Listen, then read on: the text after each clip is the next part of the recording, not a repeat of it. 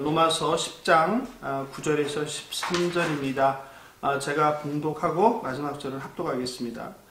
내가 만일 내 입으로 예수를 주로 시인하며 또 하나님께서 그를 죽은 자 가운데에서 살리신 것을 내 마음에 믿으면 구원을 받으리라. 사람이 마음으로 믿어 의에 이르고 입으로 시인하여 구원에 이르느니라. 성경에 이르되 누구든지 그를 믿는 자는 부끄러움을 당하지 아니하리라 하니 유대인이나 헬라인이나 차별이 없음이라. 한 분이신 주께서 모든 사람의 주가 되사 그를 부르는 모든 사람에게 부요하시도다.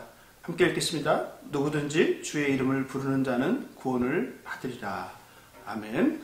오늘 로마서 10장 9절 13절 말씀을 가지고 구원이란 무엇인가 라는 제목으로 하나님 말씀을 전하겠습니다.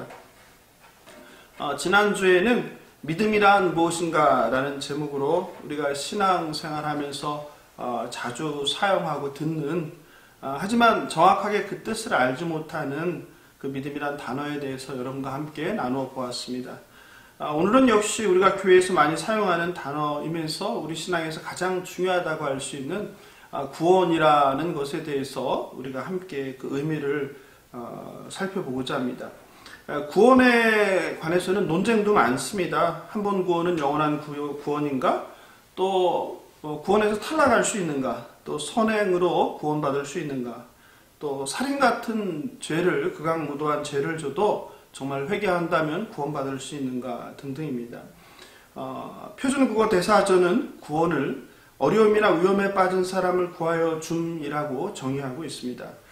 그렇다면 우리 기독교에서 사용하는 구원은 무슨 의미일까요? 우리가 보통 불신자들을 전도할 때 예수 믿고 구원을 받으십시오 혹은 당신은 구원을 받으셨습니까? 라는 도전적인 질문을 하기도 합니다.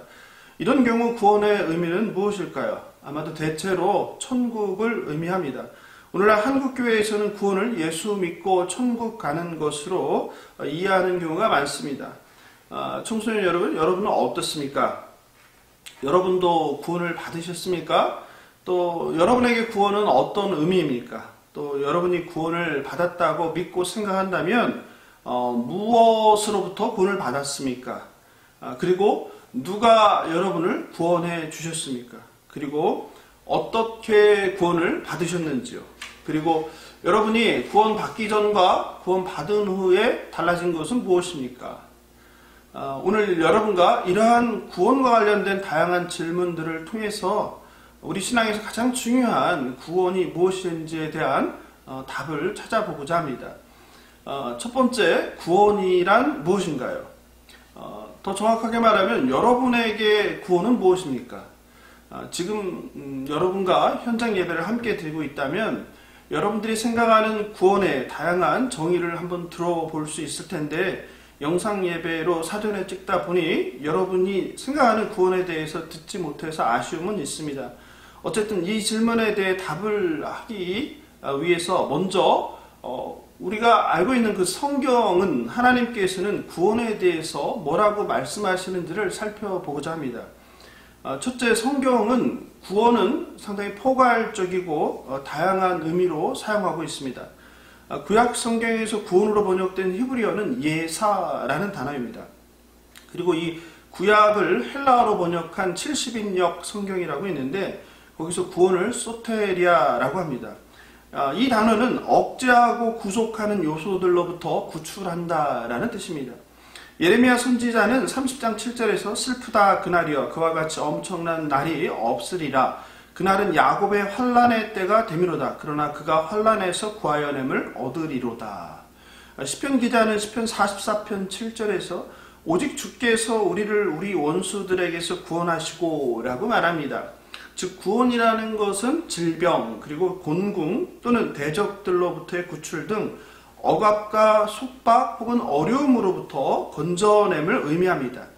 그리고 하나님은 구원자로서 그가 직접 혹은 그의 대리자들을 통해서 하나님의 백성들 이스라엘을 질병과 가난 그리고 대적들로부터 구해내십니다. 그런 점에서 애굽에서 400년간 노예로 종살이하던 이스라엘 백성들을 구해내신 출애굽은 대표적인 구원의 사건이라고 우리는 말할 수 있습니다. 신약 성경에서 보면 구원은 좀 그 의미가 확장되는 것을 우리가 알 수 있습니다. 단순히 우리의 몸 또는 영혼이 억압되거나 고통당하는 상황을 벗어나서 도덕적 그리고 영적인 것, 그리고 나아가서는 종말론적인 내세 사건으로 그 개념이 확장됩니다. 특별히 복음서는 구원이 예수 그리스도의 인격과 사역 안에서 특별히 그의 죽음과 예수님의 죽음과 그리고 부활 사건과 관련된다는 것을 암시합니다. 사도 바울은 구원은 하나님의 은혜 안에서 예수의 죽음과 부활에 의하여 의롭게 하신 그리스도의 의를 신뢰하게 된 가치없는 죄인을 향한 행동하시는 의로우신 하나님의 값없이 주는 선물이라고 합니다. 에베소서 2장 8절 9절을 보겠습니다. 너희가 그 은혜를 인하여 믿음으로 말미암아 구원을 얻었으니 너희에게서 난 것이 아니요 하나님의 선물이라. 행위에서 난 것이 아니니 이는 누구든지 자랑하지 못하게 함이라. 뭐라고 이야기합니까? 구원은 하나님의 선물이라고 이야기하고 있죠. 어떻게 합니까? 믿음으로 말미암아 구원을 받았다고 사도 바울은 이야기하고 있습니다. 그러므로 구원은 그리스도의 십자가 대속으로 저와 여러분과 같이 자격 없는 죄인들이 의롭게 되어 그 죄를 용서받고 그 십자가의 예수 피로 용서를 받는 거죠. 그러므로 하나님과 우리와의 죄로 깨어진 그 관계가 화평케 되어 양자로 되는 새로운 피조물이 되는 재창조를 의미한다고 말할 수 있습니다. 이렇게 성경에서 구원은 다양한 의미로 사용되고 있습니다. 둘째, 구원은 시간적으로 과거이며, 그러니까 과거에 일어난 사건이라는 거죠. 그리고 현재에 진행되는 사건이며, 또 중요한 것은 미래에 이루어질 것을 포함하는 내용이라는 것입니다. 성경에서 구원하다로 표현된 단어들의 시제를 살펴보면 좀 특이한 점이 있는데, 에베소 1장 4절은 우리가 창세전에 구원되었다라고 말합니다. 지금 무엇입니까? 과거의 사건이라는 거죠. 헬라어 동사 시제가 과거입니다.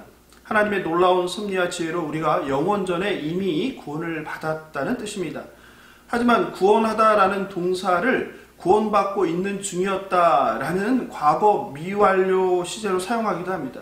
이것은 하나님의 구원이 일련의 역사적인 과정을 통해 이루어져 왔다는 것을 뜻합니다. 그리고 성경은 구원하다는 동사를 구원받는다라는 현재 시제로도 사용합니다. 우리가 그리스도를 고백하는 순간 하나님은 우리를 의롭다고 선언하신다. 의롭다함을 받는 순간에 그리스도의 의가 우리에게 전가된다. 이렇습니다. 또한 성경은 구원하다라는 동사를 구원받고 있는 중이다라는 현재 미완료라고 하는데 현재 미완료 시제로도 사용합니다. 그리고 구원받을 것이다 라는 미래 시제로도 사용합니다. 즉 성경에서 구원하다라는 동사와 관련된 그 구절들에서 그 시제를 살펴보면 미래 시제, 현재 미완료 시제, 현재 시제, 과거 미완료 시제, 또 과거 시제 등으로 다양한 시제로 사용하고 있다는 것을 알 수 있습니다.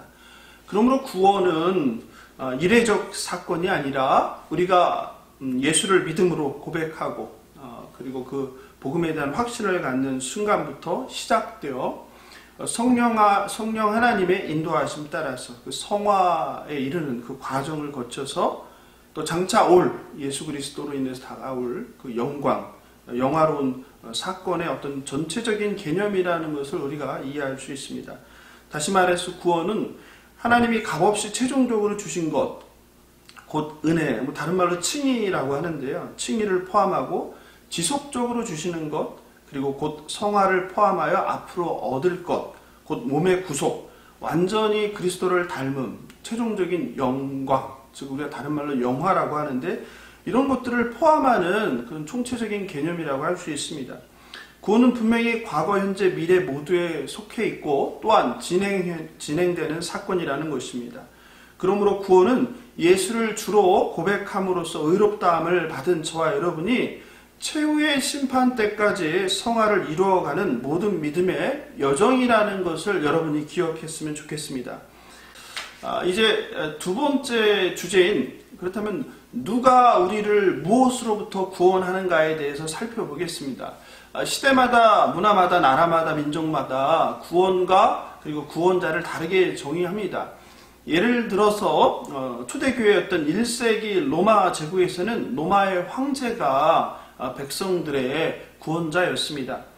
특히 아우구스투누스 황제는 BC 31년 수십 년간의 혈전을 벌인 악티움 해전에서 승리를 하면서 로마 제국의 최고의 시대였던 황금의 평화 시대를 여는데 이때를 우리가 팍스 로마나라고 부릅니다. 그리고 그는 소테르, 즉 세상의 구원자로 불렸으며 신격화되었고 황제 숭배를 하며 그 당시에 로마 제국에서 하나의 종교처럼 변했습니다. 그러므로 즉 로마 제국의 구원자는 하나님이 아니라 황제였습니다. 사도 바울은 데살로니가 전서 1장 10절에서 이는 장래에 노하심에서 건지시는 예수신이라 라고 말했습니다. 즉 구원은 하나님의 장래에 노하심에서 건짐을 받는 것입니다. 구원의 궁극적인 목적은 장차 다가올 하나님의 진노의 심판을 모면하는 것입니다. 성경은 무시무시한 심판의 날을 반복해서 말합니다. 대표적인 것이 스바냐서 1장 14절 16절입니다.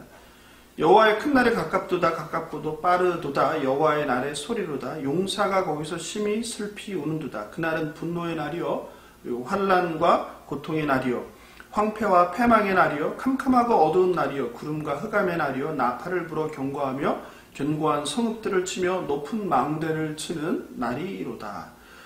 구원은 바로 이러한 무시무시한 하나님의 진노의 심판에서 면제받는 것입니다. 건짐을 받는 것입니다. 그렇다면 하나님의 이러한 무서운 심판에서 누가 저와 여러분을 구해 주십니까? 사도 바울은 예수 그리스도는 장차 다가올 하나님의 진노로부터 저와 여러분을 구원하시는 구세주이시다라고 말하셨습니다.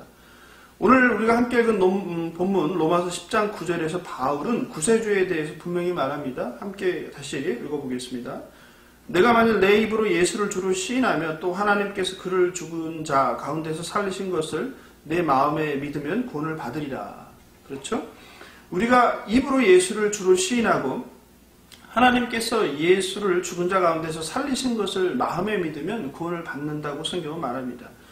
요한복음 14장 6절은 예수께서 이르시되 내가 곧 길이요 진리요 생명이니 나로 말미암지 않고는 아버지께로 올 자가 없느니라 라고 말씀하십니다.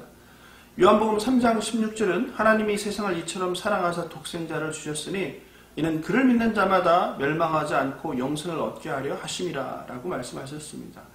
저와 여러분은 예수님을 통해서만 구원을 받습니다. 예수가 메시아, 구원자, 그리스도라는 것입니다. 하나님께서 예수 그리스도를 통해 저와 여러분을 하나님의 진노의 심판에서 구원해 내셨음을 믿으시기 바랍니다. 어제 예수님이 길이요, 진리요, 생명이라는 것을 믿는 저와 여러분 되길 소망합니다. 이제 세 번째 질문인 그렇다면 죄인인 저와 여러분은 어떻게 구원을 받는가라는 질문에 대해서 함께 살펴보겠습니다. 우리 인간은 결코 자기 자신을 스스로 구원할 수 없습니다. 돈이나 권력, 공로, 명예, 성품, 혹은 착한 행실 그 무엇으로도 인간은 스스로를 죄에서 구원할 수 없습니다. 한마디로 우리 인간에게는 구원의 능력이 없습니다. 오직 하나님 아버지만이 우리를 구원하실 수 있습니다. 로마서 3장 10절 12절에서 바울은 기록된 바 의인은 없나니 하나도 없으며 라고 말합니다.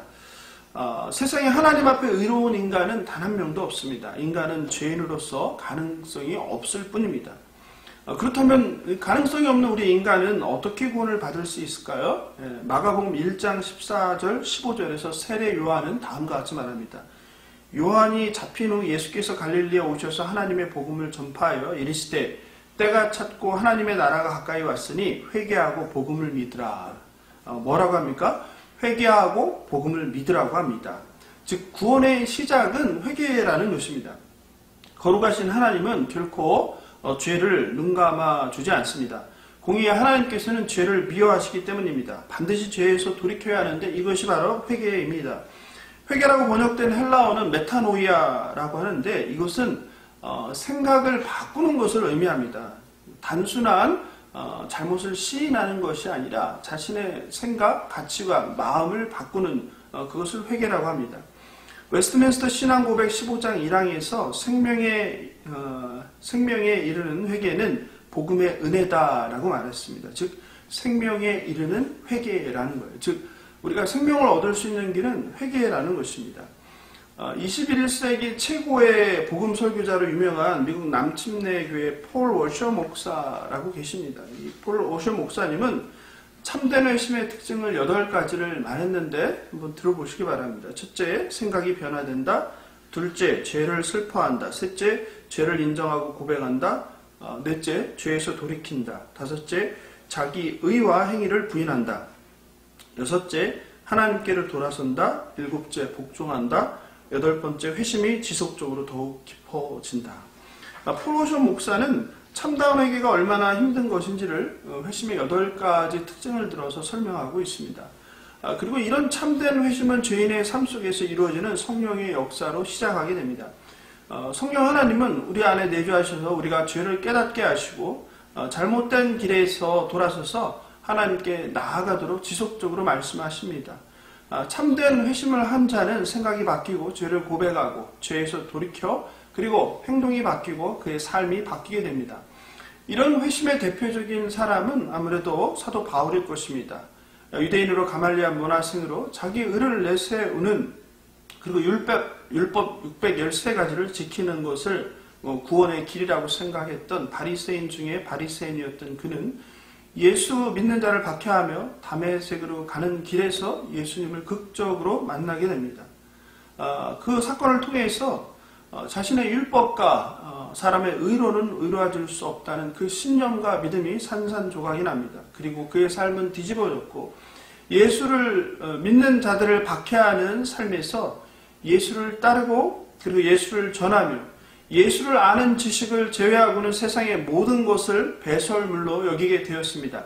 이렇게 자신의 생각, 가치관, 행동, 삶을 바꾸게 하는 참다운 회개는 구원받은 자의 믿음을 증명한다고 말할 수 있습니다. 또 예수님의 십자가 대속을 통한 죄사함으로 우리는 구원을 받습니다. 우리는 예수가 구원자, 메시아로서 죄인인 우리를 구원하시고 십자가에서 피 흘려 죄값을 지불하시어 죽으시고 3일 만에 부활하셨다는 그 복음을 믿어서 구원의 선물을 받았습니다. 그러므로 예수 그리스도의 십자가는 하나님의 예수님을 통한 구원 사역의 핵심이라고 말할 수 있습니다. 그래서 바울은 예수 그리스도와 그가 십자가에 못 박히신 것 외에 아무것도 알지 아니하기로 작정하였다라고 고백합니다. 그리스도의 십자가에 속죄가 없었다면 우리는 하나님의 불같은 진노를 결코 피할 수 없을 것입니다. 이렇게 우리 죄값을 대신 지불하신 예수 그리스도를 믿음으로 우리는 구원에 이르게 됩니다.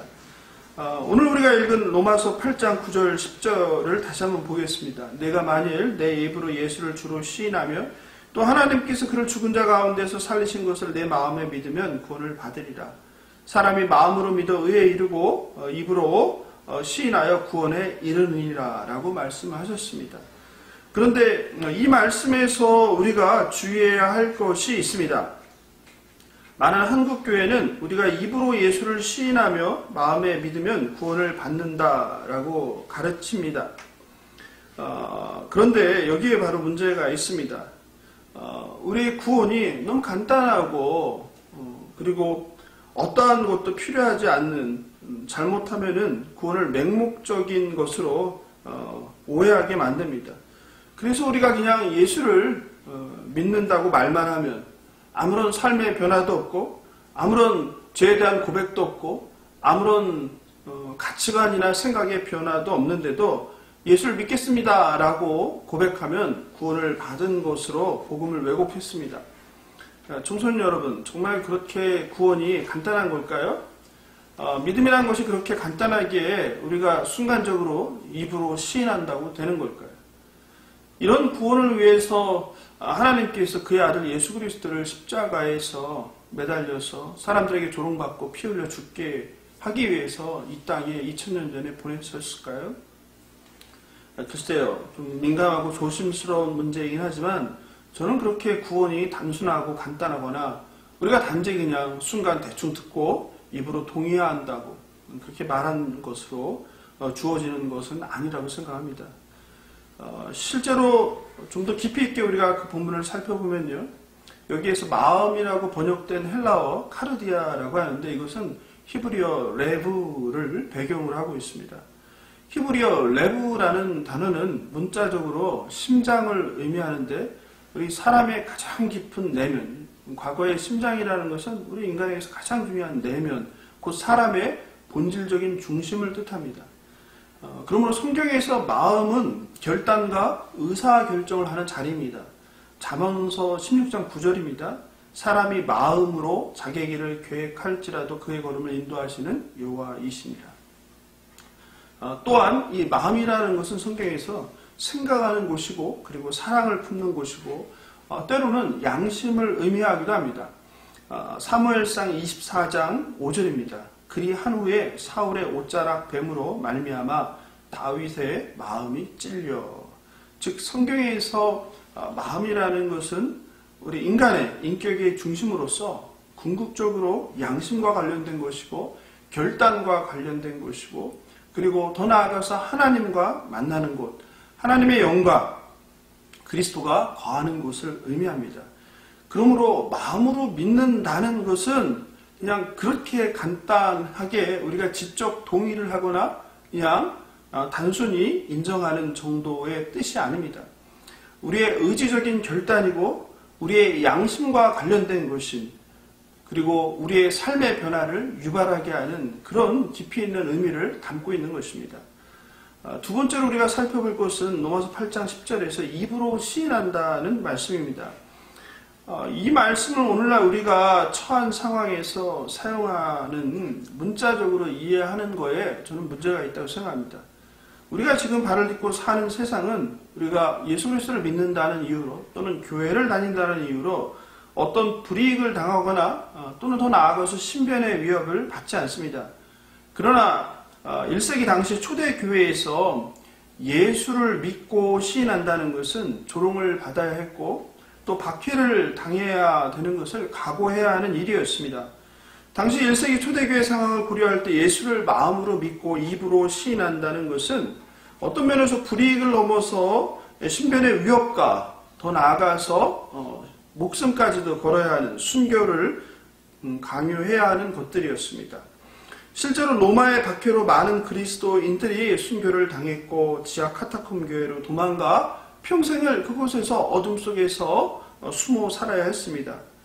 예수님께서도 마태복음 10장 32, 33절에서 다음과 같이 말씀하셨습니다. 누구든지 사람 앞에서 나를 시인하면 나도 하늘에 계신 내 아버지 앞에서 그를 시인할 것이요 누구든지 사람 앞에서 나를 부인하면 나도 하늘에 계신 내 아버지 앞에서 그를 부인하리라.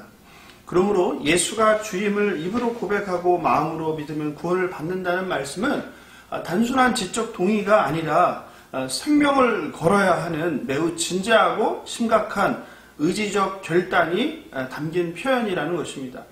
오늘날 우리가 신앙생활하는 상황과 오늘날 기독교가 처한 상황 가운데서 이 말씀을 그냥 단순히 문자적으로 우리가 이해하고 해석하면 안 될 것입니다. 바라옵기는 저와 여러분이 어떤 상황에서도 심지어 1세기 기독교인들이 박해를 당하며 목숨을 걸고 예수를 마음으로 믿고 예수를 사람들에게 입으로 고백하여 시인했다는 것, 그와 같은 믿음을 갖기를 소망합니다. 이제 마지막으로 구원의 결과는 무엇일까요? 그리고 구원받은 우리들의 삶은 어떻게 달라졌나요? 구원은 인간에게 가장 중요한 것입니다. 세상에서 성공하여 부귀영화를 누리고 살았어도 만약 우리가 구원을 받지 못하고 하나님의 진노의 심판에 처해져 영벌에 처해진다면 얼마나 비극이겠습니까? 구원에 대해 이해할 때 우리가 주의할 것은 구원을 죽어서 가는 천국으로 지나치게 축소하고 제한해서 이해하면 안 될 것입니다. 우리가 함께 살펴본 것처럼 구원이라는 것은 성경에서 굉장히 포괄적으로 다양한 의미를 내포하고 있으며 과거에 시작되었으면 현재 진행되고 또 다가올 미래에 완성될 종말론적이라는 것을 우리가 이해해야 합니다. 사도 바울은 로마서 8장 14, 15절에서 저와 여러분이 구원의 결과로 하나님의 아들이 되었다고 합니다. 무릇 하나님의 영으로 인도함을 받는 사람은 곧 하나님의 아들이라. 너희는 다시 무서워하는 종의 영을 받지 아니하고 양자의 영을 받았으므로 우리가 아빠 아버지라고 부르짖느니라. 저와 여러분이 예수 그리스도를 믿음으로 구원을 받아 하나님이 아들이 되었습니다. 그래서 우리가 하나님을 아빠 아버지라고 부를 수 있게 되었다고 바울은 말합니다. 이 얼마나 영광스럽고 감사한 일입니까? 하나님께서는 그렇다면 왜 저와 여러분을 이렇게 자녀로 삼으셨을까요? 하나님께서는 저와 여러분이 하나님을 즐거워하는 자로 그 백성을 삼으셨습니다. 하나님 말씀대로 살게 하기 위해서 이 세상을 창조하시고 저와 여러분을 선택하셨습니다. 웨스트민스터 소유리문답 제1문에서 다음과 질문합니다. 사람의 주된 목적이 무엇입니까? 대답입니다. 사람의 주된 목적은 하나님을 영화롭게 하는 것과 영원토록 그분을 즐거워하는 것입니다. 그리고 하나님께서 우리를 선택하신 것은 하나님께서 만드신 이 세상의 대리 통치자로 삼기 위해서입니다. 그러므로 저와 여러분은 이 땅에서 하나님께서 우리를 부르시는 그날까지 구원받은 하나님 나라의 백성으로 맡겨주신 사명을 성실히 감당하며 하나님을 즐거워하며 하나님의 뜻대로 살아야 하는 것입니다. 이것이 바로 참된 구원이고 이것이 바로 구원받은 백성의 삶입니다. 구원에 대해 잘못 이해한 사람들은 한 번 받은 구원은 영원하기에 막 살아도 천국에 갈 수 있다라고 생각합니다. 한 번 받은 구원은 영원한 구원이란 교리를 자기 마음대로 왜곡하여 예수를 믿고 한 번 구원을 받으면 품성, 믿음, 행실, 그리고 영적인 성장에 상관없이 그리고 하나님 말씀에 순종하느냐 불순종하느냐 상관없이 그 구원이 보장된다고 주장하고 가르칩니다. 이것은 성경의 왜곡이고 다른 복음이고 거짓 복음입니다. 몇 해 전 세월호 사건 때 문제가 되었던 유병원의 구원파가 대표적으로 그러한 교리를 가르치는 곳입니다. 그러나 성경은 결코 구원받은 자가 범죄하며 자기 마음대로 막 살아도 구원받는다고 말하지 않습니다. 그리고 그런 사람은 복음을 참되게 믿는다고 말할 수 없을 것입니다. 그런 자들은 결코 참된 회개를 하지도 않았을 것입니다. 한 번 받은 구원은 영원한 구원이란 이 교리는 자신의 죄를 통회하며 회개를 하고 복음에 대한 참된 믿음을 가진 성도들은 어떠한 고난과 인생의 시련과 그리고 역경 가운데도 믿음을 지켜서 구원을 이루어낸다는 뜻입니다. 또 하나님께서는 그가 그런 구원을 이루어내도록 인도하신다는 뜻입니다. 참된 믿음을 소유한 자는 예수 그리스도의 장성한 분량에 이르기 위해서 날마다 자신의 죄와 씨름을 하면서 착한 행실로 믿음을 증거하며 거룩한 삶을 살기 위해서 노력합니다. 이것이 바로 야고보 사도가 말한 행함이 없는 믿음은 죽은 믿음이라고 말한 것입니다.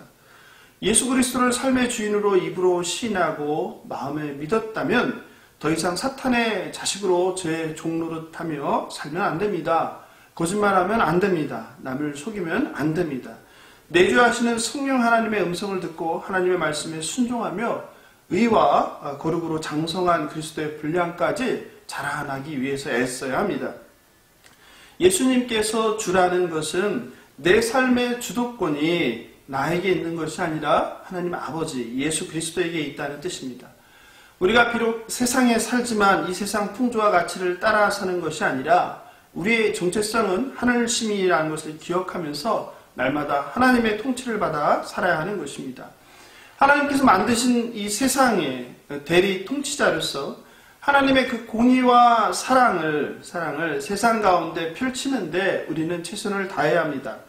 저와 여러분은 이 땅에서 인간이 누릴 최고의 복인 영생을 누리는 하나님의 백성으로 구원을 받았습니다. 그 최고의 복 구원을 받았는데 어리석게 썩어지고 사라지는 세상의 영광들을 헛된 영광들을 취하는데 우리의 인생을 낭비하면은 안 될 것입니다. 우리가 생각을 할 때마다 말할 때마다 행동할 때마다 하나님의 선택받은 거룩하고 영화로운 자녀임을 여러분이 꼭 명심하시기 바랍니다. 가정에서 학교에서 그리고 세상에서 저와 여러분이 하나님의 사랑과 공의를 실현하는 대리 통치자라는 것을 명심하고 그런 대리 통치자로서 자신의 삶을 세상에 증거하길 예수님의 이름으로 축복하며 기도합니다.